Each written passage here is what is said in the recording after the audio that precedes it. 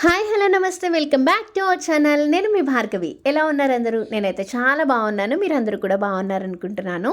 ఈరోజు మనం ఇంట్లోనే ఈజీగా టేస్టీగా జస్ట్ 10 మినిట్స్లో బ్రెడ్ హల్వా ఎలా ప్రిపేర్ చేసుకోవాలో చూసేద్దాం. దానికోసం నేను ఒక బిగ్ సైజ్ బ్రెడ్ ప్యాకెట్ని తీసుకుంటున్నాను. ఫస్ట్ బ్రెడ్ని ఎట్లనే లాస్ట్ బ్రెడ్ని పక్కకు తీసేసి మధ్యలో ఉన్న పీసెస్ అన్నీ కూడా సైడ్ క్రమ్స్ ఇలా కట్ చేసేసుకుని మనం ఈ విధంగా పక్కన పెట్టేసుకోవాలి. బ్రెడ్ని మధ్యలోకి కట్ చేసుకుంటే మనకి ఫ్రై చేసుకోవడానికి ఈజీగా ఉంటుందన్నమాట.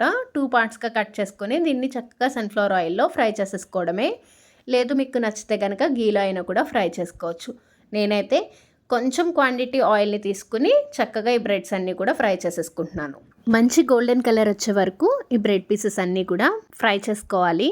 ఈ బ్రెడ్ ఏ కలర్లో అయితే మనం ఫ్రై చేసుకుంటామో హల్వా కూడా అదే కలర్లో వస్తుంది మనకి. తర్వాత ఈ బ్రెడ్ అంతా కూడా చక్కగా ఎక్సెస్ ఆయిల్ని ఇలాగా చక్కగా ప్రెస్ చేస్తే మొత్తం స్ట్రైన్ అయిపోతుంది అనమాట. ఆయిల్ మొత్తం కూడా స్ట్రైన్ చేసేసుకొని అప్పుడు మనం సైడ్ పెట్టేసుకోవాలి. కొంచెం కొంచెంగా ఈ ఆయిల్లో బ్రెడ్ పీసెస్ అన్నీ కూడా చక్కగా ఫ్రై చేసేసుకోవాలి. తర్వాత మనం షుగర్ సిరప్ ప్రిపేర్ చేసుకోవడానికి మనం ఒక పెద్ద సైజ్ బ్రెడ్ ప్యాకెట్ తీసుకున్నాం కాబట్టి 1/2 కేజీ కన్నా తక్కువ షుగర్ని లేదా 1/2 కేజీ కన్నా ఒక 5-6 స్పూన్ల షుగర్ ఎక్కువ యాడ్ చేసుకొని ఒక 1/2 లీటర్ వరకు వాటర్ని యాడ్ చేసుకుని షుగర్ మొత్తం కరిగిపోయి జస్ట్ షుగర్ పాకం ఒక పొంగొస్తే సరిపోతుందనమాట. ఈ స్టేజ్లో మనం ముందుగా ఫ్రై చేసుకున్న బ్రెడ్ పీసెస్ అన్నీ కూడా వేసేసుకోవాలి.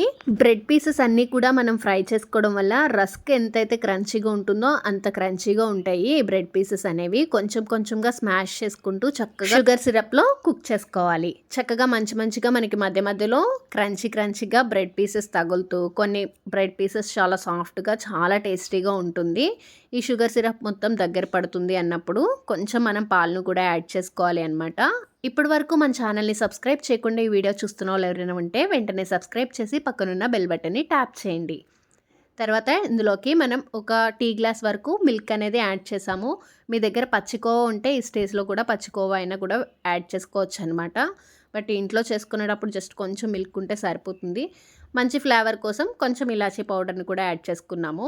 తర్వాత దీనిలోకి మనకి డ్రై ఫ్రూట్స్ రోస్ట్ చేసుకోవడానికి కొంచెం గీ తీసుకొని జీడిపప్పు అలానే కొంచెం బాదం కిస్మిస్ని ఫ్రై చేసుకోవచ్చు. మేమైతే ఆల్మండ్స్ని అంత ఎక్కువ ఇష్టపడం కాబట్టి కొంచెం జీడిపప్పు అట్లానే కిస్మిస్ వేసుకుని ఈ విధంగా రోస్ట్ చేసుకుంటున్నాము. జీడిపప్పు కొంచెం లైట్గా రంగు మారిన తర్వాత జస్ట్ ఒక 5 సెకండ్స్ తర్వాత మనం కిస్మిస్ వేసుకుంటే రెండు ఈక్వల్గా వేగుతాయి. అదే మనం జీడిపప్పు రెడ్గా వేయించేసిన తర్వాత కిస్మిస్ వేస్తే జీడిపప్పు ఇంకా మాడిపోతుంది అనమాట. అది మాత్రం గుర్తుంచుకోండి. మీరు ఎప్పుడు డ్రై ఫ్రూట్స్ వేయించుకున్నా కూడా జస్ట్ జీడిపప్పుకి కిస్మిస్కి వేసుకోవడానికి మధ్యలో ఒక 5 సెకండ్స్ గ్యాప్ ఉంటే సరిపోతుంది. రెండు ఈక్వల్గా ఈవెన్గా వేగుతాయి. తర్వాత మనం దీన్ని మొత్తం కూడా చక్కగా ఈ గీ అండ్ డ్రై ఫ్రూట్స్ని హల్వాలోకి ట్రాన్స్ఫర్ చేసుకుంటే రెడీ. ఈ రెసిపీ కనుక మీకు నచ్చినట్లయితే మీరు కూడా ట్రై చేసి మీకు ఎలా వచ్చిందో నాతో కామెంట్ సెక్షన్లో షేర్ చేసుకోండి. Thanks for watching. లైక్ చేయడం, షేర్ చేయడం, కామెంట్ చేయడం మర్చిపోకండి.